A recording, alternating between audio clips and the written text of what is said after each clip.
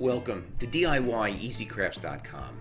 How to mount handles or scales to any full tang knife and obtain a tight seam line between the scales and the bolsters. Now this might sound easy, but it's actually not. People mount handles to their blades in a variety of different ways. I've always kind of pre-drilled the scales, pre-drilled the blade, and then I try to mount everything. But you end up with some problems. You end up with some seams that are visually just not attractive at all. My friend Jason Northgard showed me this method, and it has worked out very well for me. The first thing that I do is I mount one side or one scale to the blade with some two-part epoxy. And I do this with clamps, holding that seam line to be very tight. After that dries, I go back and I clean out any remaining glue, epoxy, that's in the joint between the bolster and where the other side, the other scale is going to mount. I cut all of my scales just with a chop saw so that that's a good right angle, square. Also, my bolsters, I leave the one edge factory cut so that that's also square. So I don't have to play around with either the scales or the bolster's edge not being square. I then take this assembly, which is dried, I put it in my drill press, and I bring the drill down through the pre-drilled hole in the blank. This drill is not on, drill press is not on, and then I clamp that blade into position on the drill press. Notice that there's a piece of wood underneath that knife, because when we drill through the wood scales, I don't want it to splinter on the other side. Once it's clamped firmly in place, I can turn on that drill press, and then I stand back a little bit, and then I drill through. This should not be a problem because you're drilling through a pre-drilled hole through the steel blank, and a pre-drilled hole is now being formed through one side of the scales. Now I'm going to unclamp this.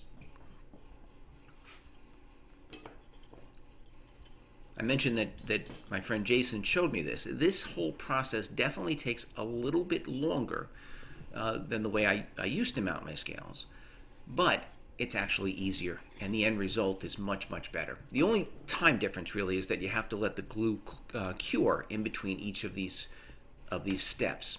So now I've repositioned the knife for the back hole. I've reclamped it onto the drill press. Again, I bring that drill press down. I'm going to drill another hole through the scales, unclamp everything.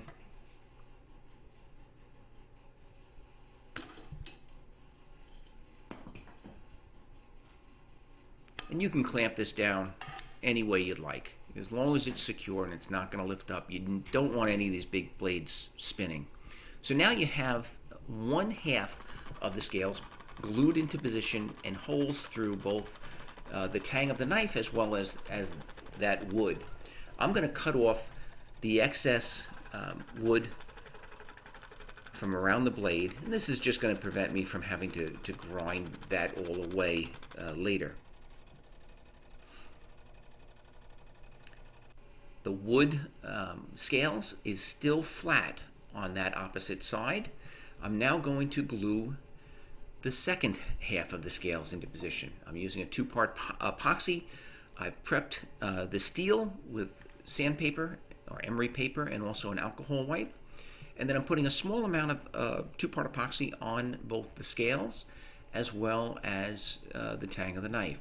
I happen to like to use a plastic knife because of the serrations, so I can actually scrape away the majority of this epoxy, and it kind of leaves lines.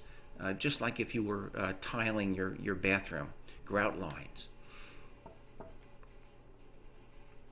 Then I'm going to apply, in this case, walnut into position. I'm going to push that walnut forward, and I'm going to check the joints and the seam, and then I'm going to clamp this into position.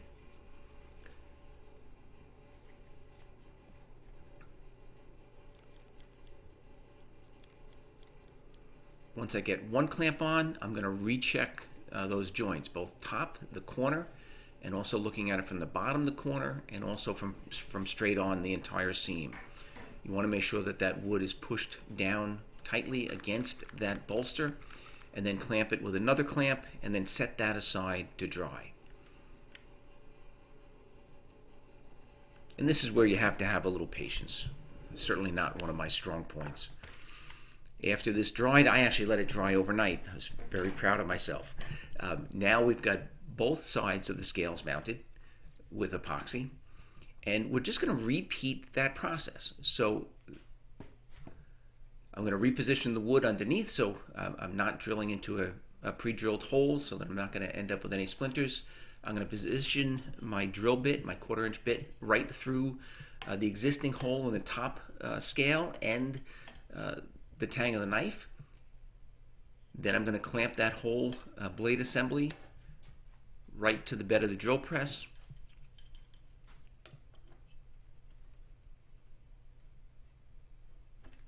And when that's all firmly attached, I'll drill the hole right straight through. So basically we're ending up with a hole that goes right through both sides or both scales as well as the blade, while the scales are firmly held into position, tight up against those bolsters with 2-part epoxy. Doesn't sound like rocket science, but believe me, when you've tried to get scales mounted and end up with a nice looking knife with nice tight seams using other methods, you really appreciate how the simplicity of this method and the results that you get from it really make it worthwhile. Just for kicks, I'm going to call this the Northgard technique. So I've repositioned for the back hole. Again, I'm going to drill right through that top scale, as well as the steel of the blade and the bottom scale.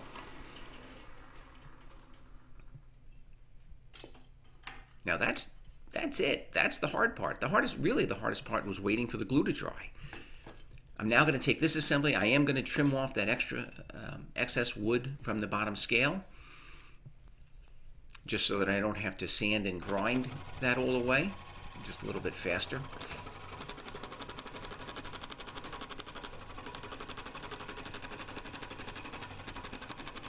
Now my bolsters are already mounted. The pins to the bolsters are already peened. I did leave them a little bit oversized, so I grind the scales and the bolsters at the same time so that everything kind of merges.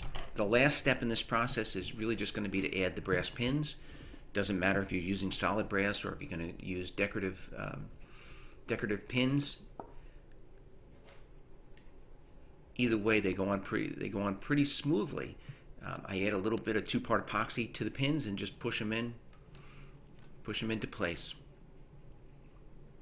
In the past, it has caused some problems just getting the pins into position when you're drilling these holes separately through the scales and through the tang.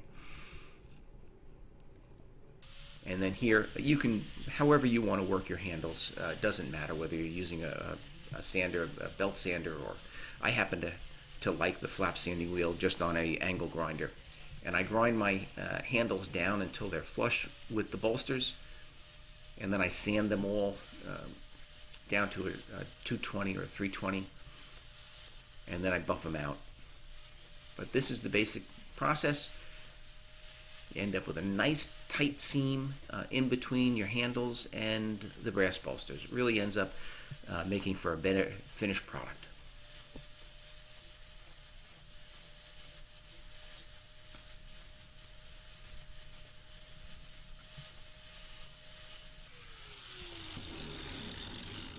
And that's one side all roughed. Still needs some finish polishing, and I have to still do some work on the other side. But that's basically it. A very easy, simple technique to mount handles or scales onto a knife, a full tang knife, and end up with a very, very tight seam in between the scales and the bolsters. I hope you enjoyed the video. If you did, I ask that you please give it a thumbs up and subscribe to this YouTube channel. By all means, check us out on the web at DIYEasyCrafts.com, and be sure to check out our other how-to knife making videos. Thank you.